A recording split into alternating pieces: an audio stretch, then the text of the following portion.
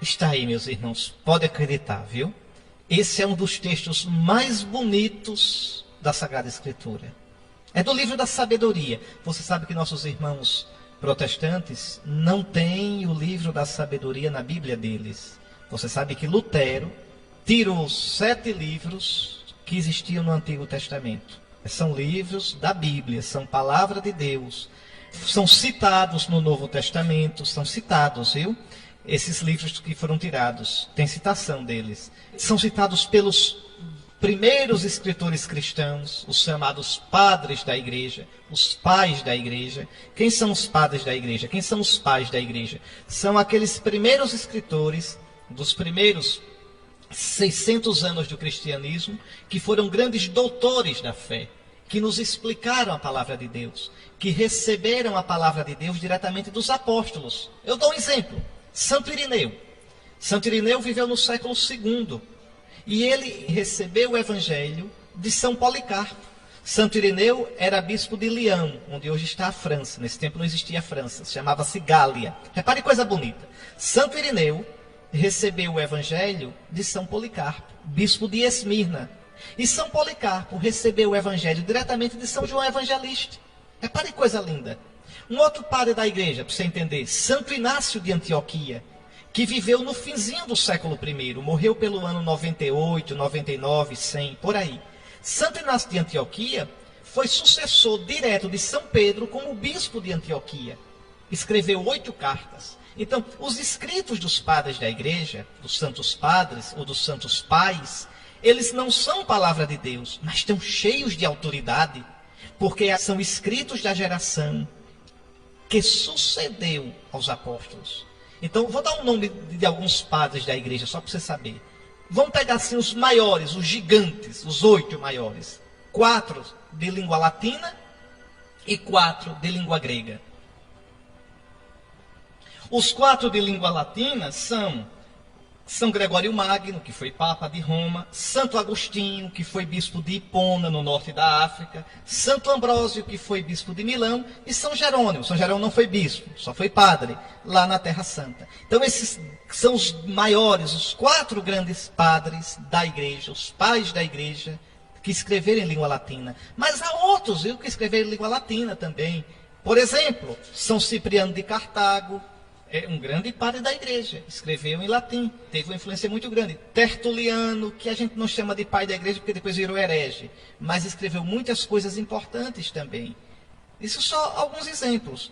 E de língua grega, os 4 grandes gigantes, São Basílio, bispo de Cesareia, São Gregório, bispo de Nazianzo, São Gregório Nazianzeno, a gente chama, Santo Atanásio, bispo de Alexandria, São João Crisóstomo, bispo de Constantinopla. Então vejam, mas há tantos outros grandes padres da igreja, que não são esses gigantes, esses 8 que eu disse agora, mas outros de língua grega, grandes escritores, Orígenes, Santo Irineu, que eu acabei de citar, São Gregório de Nissa, e muitos outros. Então, esses padres, muitos e muitos deles citam esses livros, livro da sabedoria, livro do Eclesiástico, livro de Tobias, 1º e 2º Macabeus, que depois Lutero tirou da Bíblia. No século XVI, 1600 anos depois, Lutero tirou esses livros da Bíblia. Mas então, a Bíblia de nossos irmãos protestantes é correta, toda correta, só é incompleta. Faltam 7 livros do Antigo Testamento. No comecinho, com Lutero, faltavam mais, porque Lutero também tirou alguns livros do Novo Testamento. Tirou a Carta aos Hebreus, tirou o Apocalipse, tirou a 2ª e a 3ª de João, tirou a de Tiago, mas depois voltou logo. De modo que na Sagrada Escritura que nossos irmãos usam, o Novo Testamento é completo, mas o Antigo Testamento é incompleto. Faltam 7 livros. Pois bem, esse livro da sabedoria tão bonito, é um dos livros que faltam lá. Mas repare a leitura de hoje, que coisa linda. Veja que elogio que o autor sagrado faz de Deus. Não é à toa que o nome do livro é da sabedoria, porque é mesmo. Olha, não há além de ti, Senhor, outro Deus que cuide de todas as coisas, e a quem devas mostrar que teu julgamento não foi injusto. Ô meu irmão, entenda, Deus cuida de tudo. Deus abarca todo o universo. Deus é maior que tudo. Tudo, ele ultrapassa tudo. E ao mesmo tempo está no mais íntimo do coração de tudo. Você vê uma florzinha pequena, um bem-me-quer crescendo. É a força de Deus, é o Espírito de Deus que faz aquela flor crescer. Que faz a onda do mar ter força. Que faz o vento soprar. Que faz o sol brilhar. Por trás das leis da natureza. Um cientista estudando a flor, o vento, o mar, ele vai dizer, não, são as leis da natureza. Sim, são as leis da natureza. E por trás das leis da natureza, Deus que criou tudo com sabedoria. E age o tempo todo, de modo tão forte, tão discreto e tão fiel, que o cientista, se for ateu, só vê as leis da natureza e não consegue olhar o que está por trás, a presença de Deus. Então Deus, é tão bonito o que diz aqui hoje o livro da sabedoria. Veja, não há além de ti outro Deus que cuide de todas as coisas. E ao mesmo tempo, a quem devas mostrar que teu julgamento não foi injusto. Meus irmãos, isso aqui é uma palavra forte, viu? Porque, olhe, há coisas no mundo que a gente não vai entender nunca. Eu já disse aqui uma vez. Por que aquele tsunami do Japão? Por que o inocente morre de uma doença grave, deixando o filho para criar? Por que aquele nasceu daquele jeito, aquele outro nasceu daquele outro? Por que eu tenho essa ferida na minha vida? Por que eu tenho esse problema? Por que essa depressão? Por que esse defeito tão forte? Por quê? Por que essa chaga no meu coração? Nós nunca iremos entender totalmente o modo de Deus orientar o mundo. Nunca vamos entender totalmente. Deus é Deus, meus irmãos. Deus me ultrapassa totalmente. Deus é tão luminoso que a luz dele cega o meu entendimento. Cega não é porque é escuro, cega é porque é luz demais para mim que sou tão pequeno. Mas Deus não tem que provar para mim nada. É por isso que a palavra de Deus diz hoje, não há outro Deus a quem devas mostrar que teu julgamento não foi injusto. Não, Senhor. Todos os teus julgamentos são verdadeiros. Todos, Senhor, todos. Se eu não entendo, Senhor, ajuda-me a ter a humildade de dobrar meu joelho diante de Ti. De baixar minha cabeça e dizer como Jesus, Pai, seja feita a Tua vontade. Infeliz daquele que, porque não entende o desígnio de Deus, se rebela contra Ele e diz de modo insensato, Deus não existe. Este é um tolo. Depois a leitura diz, a tua força é o princípio da tua justiça, e o teu domínio sobre todos te faz para com todos indulgente. Está vendo? A força de Deus, o domínio de Deus não são tirânicos. Deus que tudo pode, Deus que tem um poder infinito, não é um tirano. Deus que tem um poder infinito, não usa esse poder como alguém que não respeita ninguém, que passa por cima de tudo. Não. A tua força é o princípio da tua justiça. Exatamente, Senhor, porque tu és forte, tu és justo. Exatamente porque teu domínio está sobre todos, tu és indulgente para com todos. Teu domínio sobre todos te faz para com todos indulgente. Que coisa mais linda, que coisa mais linda. Mostras a tua força a quem não crê na perfeição do teu poder. E nos que te conhecem, castigas o seu atrevimento. Deus, com a sabedoria que a gente não entende, com a medida que a gente não entende, vai corrigindo o homem. Vai dando sinais da sua misericórdia e do seu poder, da sua justiça e do seu perdão. E quem é sábio, quem é atento, quem sabe ter o coração na mão diante de Deus, vai descobrindo a sua providência e o seu amor. Que coisa linda. Deus mostra o seu poder na misericórdia. No entanto, dominando tua própria força, julgas com clemência e nos governas com grande consideração. Pois quando quiseres, está ao teu alcance fazer uso do teu poder. Ó Senhor, como tu és bom. O homem peca e tu com misericórdia perdoas. O homem zomba de ti, tu ris e tens compaixão, porque sabe que são uns tontos, uns tolos. O homem muitas vezes zomba de ti, empina o nariz para ti, e tu mostra o teu poder, a tua grandeza, no poder e na grandeza do teu amor. Não batendo na mesa, não pisando o homem, mas tendo paciência e misericórdia e nos corrigindo. Às vezes pela dor, pelo sofrimento, mas sempre nos corrigindo, nos dando sinais para que a gente se corrija, se converta e viva. Assim procedendo, ensinaste ao teu povo que o justo deve ser humano. Que coisa! Senhor, ajuda-nos. Ajuda-nos a nós que cremos a ter o amor como o teu, um coração como o teu, uma misericórdia como a tua.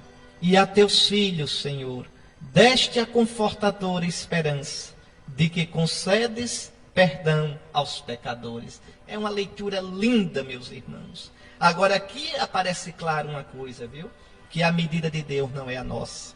Que os pensamentos de Deus não são os nossos. Aquilo que Deus já tinha dito pelo profeta Isaías. Meus pensamentos não são os vossos pensamentos. Meus caminhos não são os vossos caminhos. Tão distante, tão acima da terra como está o céu, estão os meus pensamentos acima dos vossos. E como o Oriente está distante do Ocidente, assim também meus pensamentos estão distantes dos vossos pensamentos. Meus irmãos, é a necessidade que a gente tem de se converter sempre. É a necessidade que a gente tem, não de dobrar o pensamento de Deus ao nosso pensamento, mas de nos convertermos ao pensamento de Deus. Então fiquemos com essas ideias tão bonitas, tão fortes da palavra de Deus neste domingo, nesta primeira leitura do livro da sabedoria. Vamos agora rezar o salmo da missa de hoje, o salmo responsorial, o salmo 85, que vai falar da clemência, da fidelidade, do amor, da paciência, do perdão de Deus. Deus mostra o seu poder, nunca esqueça isso. Deus mostra o seu poder não pisando, não oprimindo, não mandando para o inferno, mas salvando e dando vida. Você vai para o inferno se você quiser. Eu não quero não. Mas não é com a boca ninguém quer. É com os atos que a gente se quer ou não. Se eu vivo fechado para Deus, se eu faço como quero, roubo, adultero, vivo no vício, na soberba, piso os outros, eu estou dizendo, quero ir para o inferno. Eu estou dizendo, Deus não vale nada para mim. Eu estou fechando e endurecendo o meu coração de tal modo que Deus não vai entrar. Porque Deus nunca arromba o coração da gente. Está aí um lugar que Deus só entra se você deixar. Então, ninguém quer ir para o inferno com a boca, mas pede para ir com os atos. Por isso não peça não. Deus é amor e misericórdia. Está com o amor, está com a misericórdia dele, prontos para você. Acolha, se converta, vá.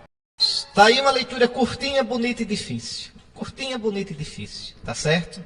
E cheia de profundidade. Vamos ver. Olha o que o apóstolo diz. Irmãos, o Espírito vem em socorro da nossa fraqueza. Que Espírito é esse? É o Espírito Santo de Jesus, morto e ressuscitado.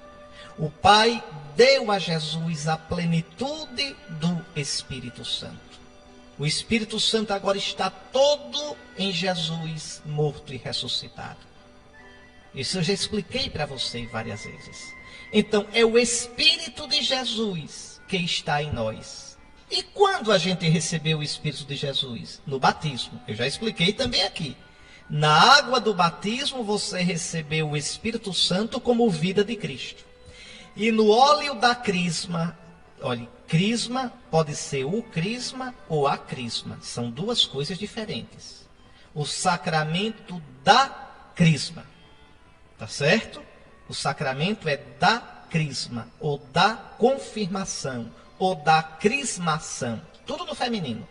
Agora, no sacramento da crisma, você recebe o óleo do crisma.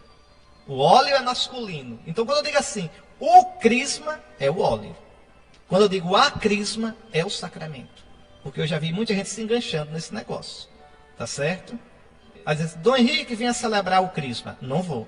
Celebrar o crisma não posso. Vai celebrar o óleo. Não. Celebrar a crisma, o sacramento. Agora, para celebrar o sacramento da crisma, eu tenho que levar o óleo do crisma, senão não tem sacramento. Sem o crisma, não tem a crisma. Tá certo? Cuidado para não confundir. Vamos lá. Você recebe no batismo o Espírito Santo naquela água como vida de Cristo.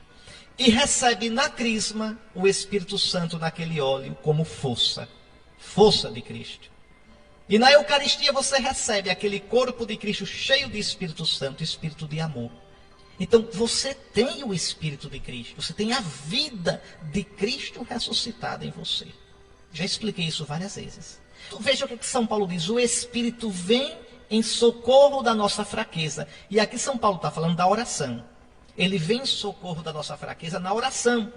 Pois nós não sabemos o que pedir nem como pedir. É o próprio Espírito que intercede em nosso favor com gemidos inefáveis, gemidos que eu não entendo. Deixa eu explicar isso, porque isso não é brincadeira não. Olha, você tem o Espírito Santo. Porque você tem o Espírito de Cristo, você está em Cristo. Você não é membro da igreja, né? Pois você é membro do corpo de Cristo. A igreja é o corpo de Cristo, cheio do Espírito Santo. Quando você reza, a sua oração é em Cristo, porque é no Espírito Santo. Aí você reza, por exemplo, Senhor, me ajude, Senhor, a passar no vestibular. Me ajude a conseguir um bom emprego, Senhor, eu te peço no nome de Jesus, Pai Santo, né, que eu seja aprovado. Você vai rezando, você vai dizendo o que você quer, mas você vai rezando assim por fora com as suas palavras, com o seu desejo, só que a sua oração, quem sustenta é o Espírito Santo. Aí o que é que o Espírito Santo faz? O Espírito pega a sua oração e transforma, moe a sua oração todinha e transforma na oração de Jesus. E qual é a oração de Jesus? Pai, seja feita a tua vontade. Sim, Pai, porque é do teu agrado. Pai, não a minha vontade, mas a tua seja feita. Então, toda a oração do cristão, toda, o Espírito transforma na oração de Cristo. E o Pai escuta a oração de Cristo. Só a oração de Cristo. Por isso Jesus diz, tudo que pedirdes ao Pai em meu nome, Ele vos dará. Pedir no nome de Jesus é pedir em Jesus. É pedir como Jesus. É pedir o que Jesus pediu. Então, aí você sempre vai ser escutado. Sempre. Porque a oração de Jesus é uma só. Pai, seja feita a tua vontade. Aí você vai dizer, não rezo mais não. Eu não rezo mais não porque eu vou pedir o que eu quero e Deus só escuta o que Ele quer. Reze, homem. Reze. Reze e reze muito. Sabe por quê? Aí Santo Agostinho explica, Santo Agostinho era sabido, é um dos padres da igreja, lembre? Santo Agostinho, ele tem uma carta só sobre a oração. Ele escreveu para uma dirigida espiritual dele, chamada Proba. Então tem a carta à Proba. Na carta à Proba, Santo Agostinho diz, dona Proba, a senhora, cuide de rezar sempre. E pode rezar louvando, agradecendo, mas pedindo também. E saiba, na sua reza, a senhora não está dizendo a Deus as coisas suas porque Ele não sabe. Porque Ele já sabe. Ele já sabe de tudo. Ele já sabe. Antes da senhora pensar, Ele já sabe o que a senhora tem no coração. Então, para que rezar? Não é para esclarecer Deus. Não é para informar Deus. É para formar a gente. De tanto eu pedir, de tanto eu insistir, eu vou reconhecendo que Deus é Deus. Eu vou reconhecendo que eu dependo de Deus. Eu vou reconhecendo que Deus é o doador de todo dom e se Ele não der é para o meu bem. Eu vou aprendendo a ser humilde. Eu vou sentindo que eu sou pobre e Ele é que tem tudo. Está vendo? Então a oração ela me educa. A oração me abre para Deus. A oração me faz ficar com Deus. E ficando, o conheço. E o conhecendo, o amo. E o amando, me salvo. Mudo de vida. Então reze é para rezar sempre. Sempre. Agora sabendo que o Espírito, olha aqui, olha, vou repetir, olha. Não sabemos o que pedir. Nem como pedir. É o próprio Espírito que intercede em nosso favor com gemidos inefáveis. Compreenda. Por que gemidos inefáveis? Porque eu nunca vou entender o que é que o Espírito está fazendo com a minha oração. Ele vai traduzindo a minha oração do português meu para a língua de Jesus. E a língua de Jesus é Pai, seja feita a tua vontade. Aí aconteça o que acontecer. Eu vou dar um exemplo da minha avó. Minha avó já faleceu há um ano. Um ano. A minha avó foi fazer uma cirurgia, eu já contei essa história aqui, acho que já. A minha avó foi fazer uma cirurgia no olho, que teve problema. E ficou seriamente ameaçada de ficar cega. E eu tinha um receio porque minha avó era um pouco depressiva. Então eu rezei muito, pedindo ao Senhor que fizesse com que aquela cirurgia fosse bem sucedida e ela ficasse boa. Fui até celebrar uma missa na paróquia de Santa Luzia de Siracusa, lá em Maceió, e naquela missa que eu fui celebrar naquela paróquia, eu celebrei na intenção da minha avó, apliquei a missa pela minha avó, Santa Luzia, que é a padroeira da visão. Pedi. Minha avó fez a cirurgia e ficou cega. Como eu tinha pedido muito, como eu tinha colocado muito essa situação para Nosso Senhor, quando eu soube que ela ficou cega desse olho, eu respirei tranquilo e digo, meu Senhor, eu te pedi tanto, que eu sei que tu estavas olhando para minha avó. Se ela ficou cega, tu sabes o porquê. Bendito seja o teu nome. Eu tenho certeza que não foi o acaso. Eu tenho certeza que não foi um acidente. Eu tenho certeza que não é uma coisa sem sentido. Se eu coloquei tanto isso diante de ti, e tu permitiste a cegueira dela, tu sabes o porquê. Bendito seja o teu nome, Senhor. Pronto. A oração me ensina a colocar tudo nas mãos de Deus. A oração me faz experimentar que tudo está nas mãos dele. Agora, se você não reza, aí eu diria só, o médico falhou, não sei o que. Fico vendo a casca e não vejo a essência das coisas. Compreende? Olhe, quem reza se salva, porque quem reza vê Deus em todas as coisas. Vê um sentido para tudo. Aquilo que aquele canto diz, em tudo o que me acontece, encontro o teu amor. Existe um escrito antigo chamado Didaquê, que é a instrução, é o catecismo mais antigo da igreja, viu? É do século II, do comecinho do século II. Foi escrito antes do Apocalipse, a Didaquê. Mas não está na Bíblia. Não é palavra de Deus, inspirada, mas é um livro lindo, santíssimo. A Didaquê diz, escute só, tu considerarás bem tudo que te acontecer, sabendo que nada do que te acontece é desconhecido a Deus. Olhe, quem viver isso é forte. Quem viver isso nunca vai se quebrar nessa vida. Tu verás como um bem tudo quanto te acontecer, sabendo que nada do que te acontece é desconhecido de Deus. Agora só vai conseguir isso se rezar, porque aí você vê Deus em tudo. Você vê Deus em tudo. O bobo, o ateu tolo, não vê Deus em canto nenhum. E ainda enche o peito e diz, está vendo? Deus não existe. Não preciso dele, faço tudo sem ele. Ô tolo. Ele está no ar que você respira, na água que você bebe, na comida que você come, na força que você tem, na inteligência sua. E você não vê nada disso porque é cego. Porque é feito um baiacu, inchado de orgulho, inchado de soberba, de autossuficiência. E um dia quando murchar essa sua inchação, você vai ver que tudo era de Deus e você viveu numa ilusão, numa mentira. Então, o Espírito de Deus reza em mim. Então reze. Santo Agostinho ainda dizia, olhe Senhor, todos te pedem, e a todos tu escutas.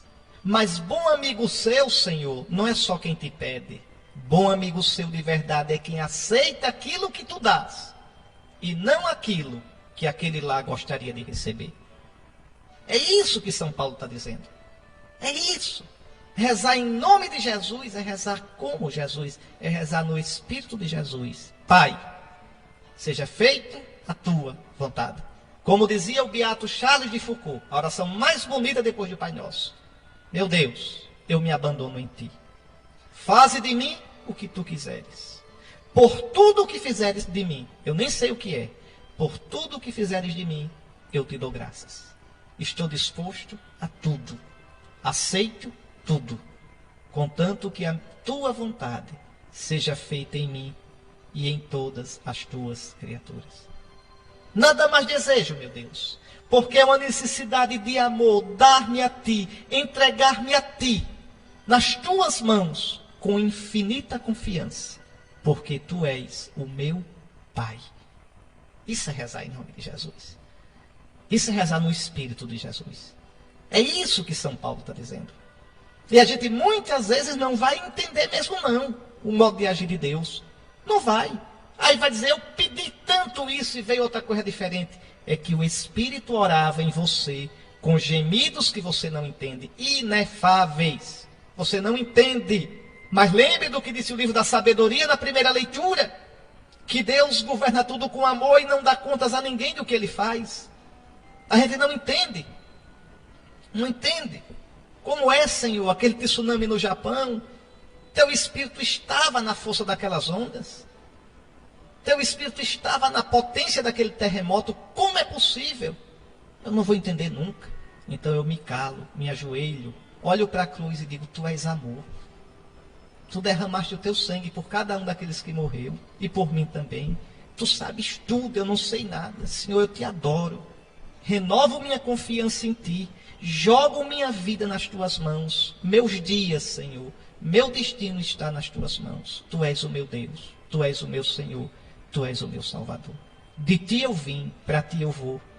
E assim, como uma criança amamentada nos braços de sua mãe, eu descanso em ti, Senhor. Aí você é forte. Aí nada, nem ninguém lhe tira a paz. É a sua maior riqueza. A fé, a confiança em nosso Senhor. Aí São Paulo continua, olha, no versículo 27 dessa leitura. E aquele que penetra o íntimo dos corações, que é Deus, sabe qual é a intenção do Espírito. Está vendo? Você está pedindo com a boca e o Espírito gemendo lá na linguagem de Jesus. E o Pai escuta o que o Espírito está dizendo. Pois é sempre segundo Deus que o Espírito intercede em favor dos santos. Às vezes o que a gente pede não é segundo Deus. Mas Dom Henrique o que eu estou pedindo é bom. Na sua medida. Até onde você vê. E você só vê um palmo na frente do nariz. Deus vê com o olhar da eternidade. Deus vê de modo infinito. Eu já contei aqui, eu não gosto de estar repetindo história, porque vocês vão dizer que o bispo ficou gagá e está bom de ir embora. Tá certo? Eu não queria ir embora logo. Depois eu vou, mas ainda queria ficar um pouquinho em Aracaju. Repare bem. Vou contar uma história que eu já contei antes, mas só para você se lembrar. Aquela história do bordado, lembra? O rapaz diz assim, quando eu era pequeno, criancinha, minha mãe bordava. E eu pequeno olhava a parte de baixo do bordado e via um bocado de linha todo emaranhado. Dizia, mamãe, o que a senhora está fazendo? Com isso tão bagunçado, tão emaranhado, que não vai para canto nenhum. Dizia, meu filho, vá brincar, cuidar da sua vida. Quando eu terminar isso aqui, eu chamo para você ver. E o menino ia brincar. Quando a mãe terminasse, dizia, venha ver aqui. Aí ela abaixava o bordado na alturinha dele, pequenininho, e ele via. Ele dizia, eu ficava impressionado com a pintura que tinha aparecido, o desenho, cheio de harmonia, de beleza.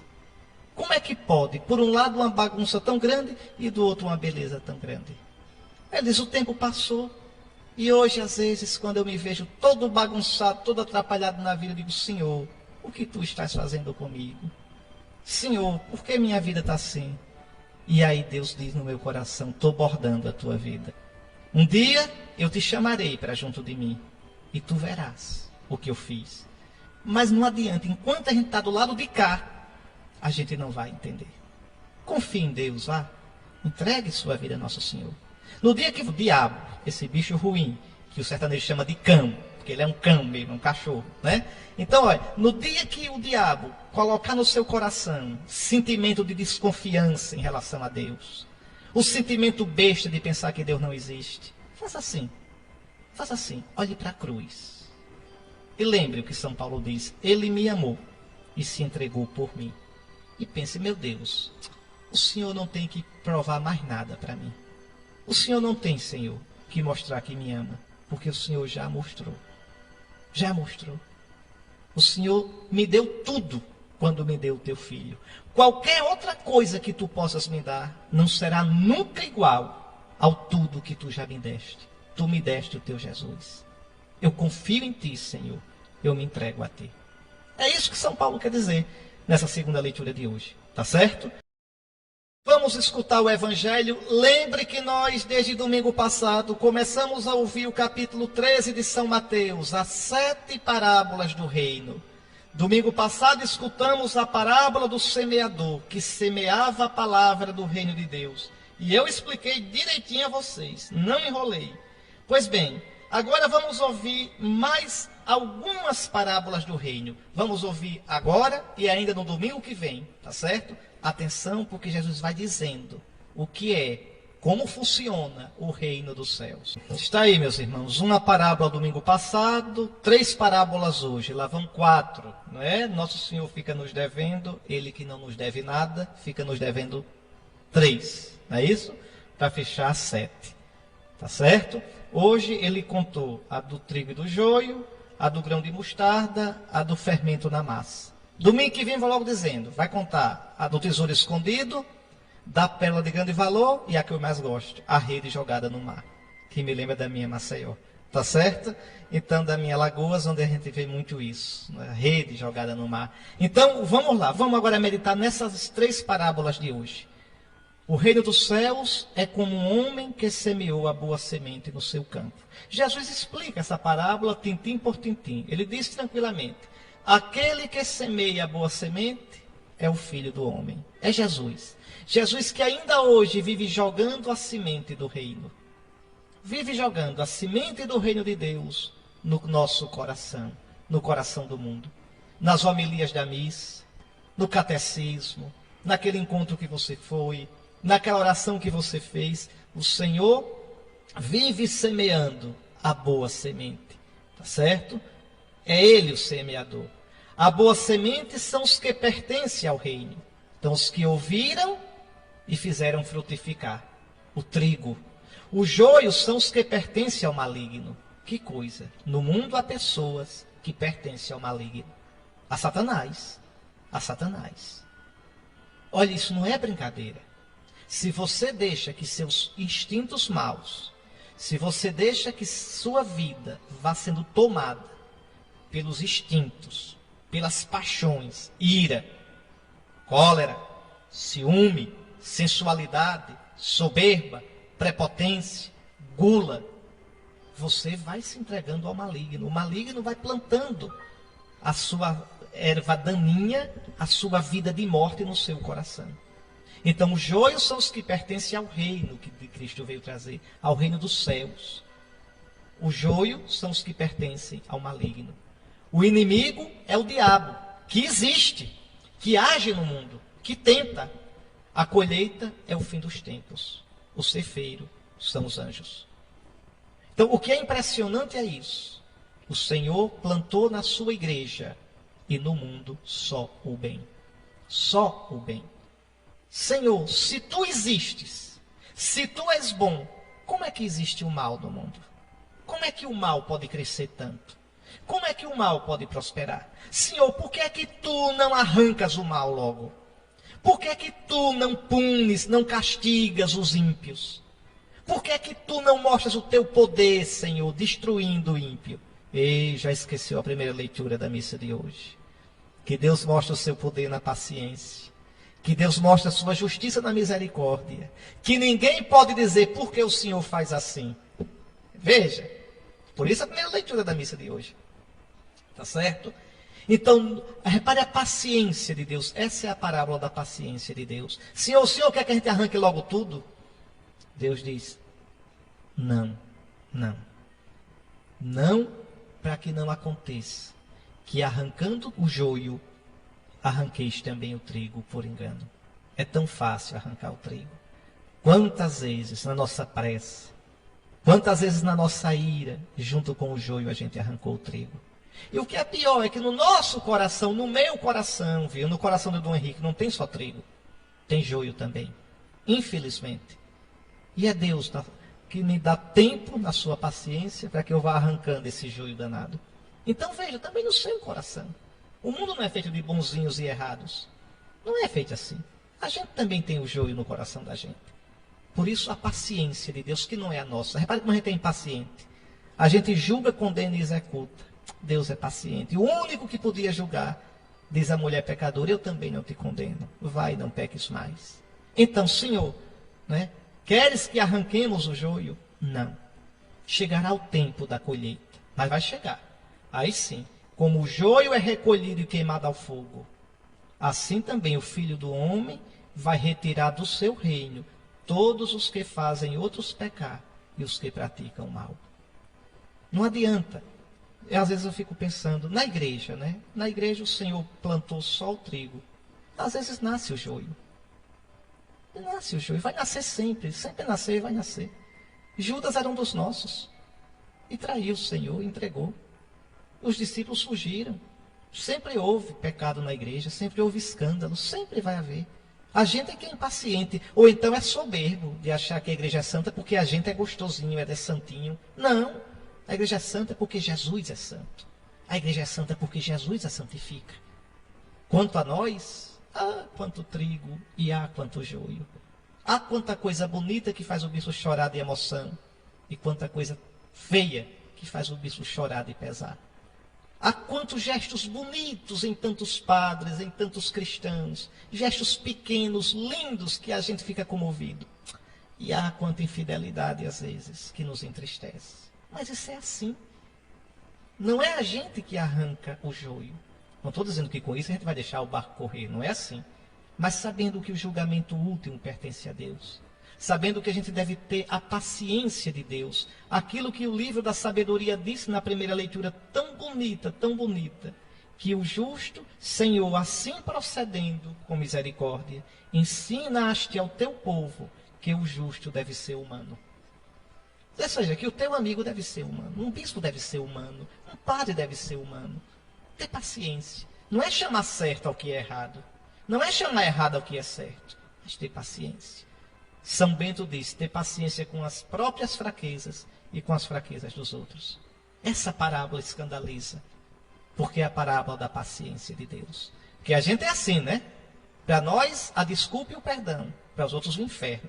E a justiça sem nenhuma misericórdia. Cuidado, cuidado. Mas uma coisa é certa. Um dia, haverá o julgamento de Deus. Um dia, no Cristo nosso Senhor e Deus, o mundo será julgado. E aí não tem conversa. Olha aqui. Os que pertencem ao maligno irão para o fogo eterno.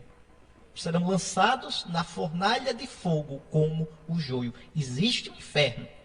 E eu posso ir para lá. Você não, que eu sei que você é bom. Mas eu posso ir para lá. Eu sei da minha vida. Eu sei dos meus pedaços ruins. E se eu não corrigir, e se eu não lutar, isso pode crescer em mim e mandar para o inferno. Veja. Então, cada um de nós deve lembrar isso. Eu posso dar um rumo tão triste à minha vida que eu possa me perder para sempre. E Jesus previne. E então os justos, quer dizer, os santos, os amigos de Cristo, brilharão como o sol no reino do seu Pai. E Jesus previne. Quem tem ouvidos, ouça.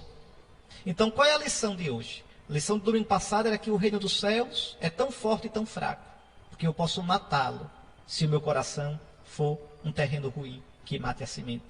A primeira lição de hoje é que o reino dos céus cresce misteriosamente no mundo, no meio das ambiguidades do mundo, no meio das ambiguidades dos cristãos, mas no fim ele vai se manifestar com toda a sua força. E quem não deixou o reino entrar no seu coração ficará fora do reino. Então é a segunda lição que Jesus dá. E que não adianta querer ser impaciente. Essa força do reino só vai se manifestar na hora de Deus, que não é a nossa hora, na hora do Senhor. Muito bem. A segunda parábola de hoje é a do grão de mostarda. Tão bonita. O reino dos céus é como uma semente de mostarda, que um homem pega e semeia no seu campo. Embora ela seja a menor de todas, quando cresce fica a maior árvore de todas, de tal modo que as aves dos céus, passarinhos, vêm fazer ninho nos seus ramos. O reino dos céus é assim, pequenininho, ninguém dá nada por ele. Não dá nada, não tem força nenhuma. A gente não tem a mídia, graças a Deus. Não tem dinheiro. Pode dizer, viu, que a igreja é rica. Não é não. Não é não. Viu? A gente sua, é sua mesmo. Não é rica não. Graças a Deus, se fosse não prestava. Não prestava. Tá certo? Então, a igreja não tem força. Não tem força. Não tem, o reino de Deus não tem força. Mas ninguém pode destruí-lo. Às vezes o padre trabalha tanto, diz, mas senhor bispo, eu trabalhei tanto, preguei tanto, visitei as famílias, ou senhor bispo, o rendimento foi tão pouco. Calma lá, padre, calma lá, meu irmão, minha irmã. O reino de Deus é assim. A gente não impõe, não tem ponto para você bater na entrada e na saída, não é remunerado, não. O reino de Deus parece que vai se acabar hoje, tão fraquinho, tão pequenininho. O que é que significa o reino de Deus no mundo de hoje? Nada, minha gente, nada. engano seu. Esse reino vai crescendo, sem que a gente saiba. Eu mesmo não sei, Dom Lécio também não sabe. Se sabe, nunca me disse como é que o reino cresce. Não sabemos. Mas certamente ele um dia será tão grande que será como a árvore da mostarda. Grande de modo que os passarinhos venham fazer ninhos nos seus ramos. Na Bíblia, os passarinhos que vêm de longe são as nações pagãs, são os pagãos. O reino do céu se torna tão grande que acolhe todos aqueles que procuram a Deus de verdade. Está aí, meus irmãos. O negócio é que a gente não entende, é que não pertence a gente, o reino é de Deus, não nosso. Não nosso, não se iluda, não se iluda. A força do reino é independente da gente, independente. Depois Jesus conta outra parábola. O reino dos céus é como o fermento que uma mulher pegou e misturou em 3 porções de farinha. É muita farinha, viu? E tudo ficou fermentado. Assim é o reino, é um tiquinho de nada, um pinguinho como aquele grão de mostarda. A do nada da mulher colocou na massa, aí que dá mais ou menos 12 litros de farinha, imagine. Tá certo? Colocou e aquele tiquinho fermentou a massa toda. Assim é o reino, esse tiquinho. Ou tem tão pouca gente na igreja, qual a percentagem de católicos que vão à missa no domingo? 5% da população, 12% no máximo, 12%, vamos ser otimistas, 12%. Veja, 78% não vão. Pronto, imagine. Ou que fracasso. Calma, calma, calma. É o fermento na massa. Ah, mas só tem eu no meu trabalho que tem fé. Só tem eu na minha escola, o resto é tudo ateu. Calma. Você é a pitadinha de fermento que o Senhor colocou lá. Um dia, não depende de você não, viu? Nem é no seu prazo, nem do seu jeito. Um dia, toda a massa será fermentada. Porque o reino tem uma força que não é nossa. É a força do Espírito do Cristo ressuscitado. Observe que nessas parábolas nosso Senhor nos convida à humildade, de crer na providência dEle, a paciência de saber que os nossos tempos e os nossos modos não são os tempos nem os modos dEle. Então não vá sair dizendo por aí não, viu? Ave Maria, o mundo está perdido. Tá não, o mundo está salvo por Cristo. Agora essa salvação acontece e aparece do jeito de Cristo, não do seu jeito. É a sabedoria de Jesus, né? Por isso São Mateus diz assim, de jeito bonito. Tudo isso Jesus falava em parábolas. Nada lhes falava sem usar parábolas. Para cumprir a Escritura, abrirei a boca para falar em parábolas. Vou proclamar coisas escondidas lá no coração de Deus, desde a criação do mundo. E umas parábolas lindas nosso Senhor Jesus Cristo tem. Tá certo? E agora de todo o coração eu dou a bênção a vocês. O Senhor esteja convosco. Ele está no meio de nós. Abençoe-vos o Deus Todo-Poderoso, Pai, Filho e Espírito Santo. Fique em paz, meus irmãos. Uma santa semana. Até domingo que vem, se Deus quiser.